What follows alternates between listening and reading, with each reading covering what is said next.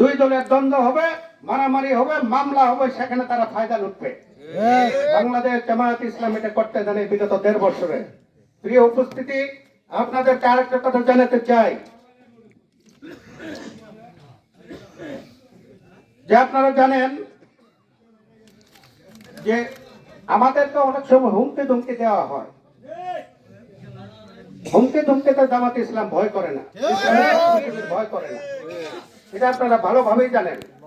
তার কারণ আমি এর আগেও বলেছি যে বাংলাদেশের সকল শক্তির চাবিকাঠি হলো ঢাকার রাজপথে।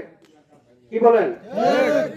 আপনারা এই কথাও জানেন যে বাংলাদেশের সকল ইউনিভার্সিটি গুলা নির্বাচনে বাংলাদেশ ছাত্র শিবিরের সকল ছেলেরা সেখানে বিজয়ী লাভ করেছে। কোন শক্তি প্রয়োগ করি কাজ হয় নাই।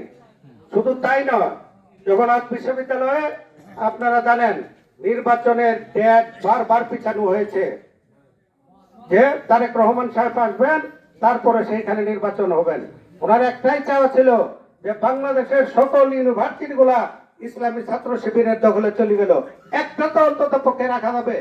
যার জন্য তারিখ পরিবর্তন করতে করতে উনি যখন আসলেন, গণ অধিকার পরিষদের সম্মানিত ভিপি নূর, আপনারা চিনেন তো তাকে, ফেসবুকে দেখেছেন, এই দুইজনের সমন্বয়ে শত চেষ্টার পরেও চোখের পানি ফেলায় বলছেন বাংলাদেশের এই হলো বাংলাদেশের 1.5 বছরের প্রেক্ষাপটের পরিবর্তন করে ইউনিভার্সিটিতে ইসলামী ছাত্র শিবির বাদে আর যে অন্যান্য সংগঠনের ছেলে এবং মেয়েরা ছিল যারা সংগঠনই করে না, তারা 1.5 বছরের মধ্যে তাদের আখলাক চরিত্র দেখে তারা ভোট দিতে বাধ্য হয়েছে বাংলাদেশ ইসলামী ছাত্র শিবিরকে।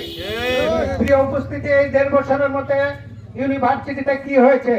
এককে উস্তাদকে সম্মান শ্রদ্ধা করতে হয়, তার পাশ হয়ে সালাম দিতে হয়, তাকে অজুর পানি তুলে দিতে হয়। পক্ষান্তরে আমাদের সংগঠনের বাইরে যে সংগঠনগুলো রয়েছে তাদের একজন উস্তাদকে, শিক্ষককে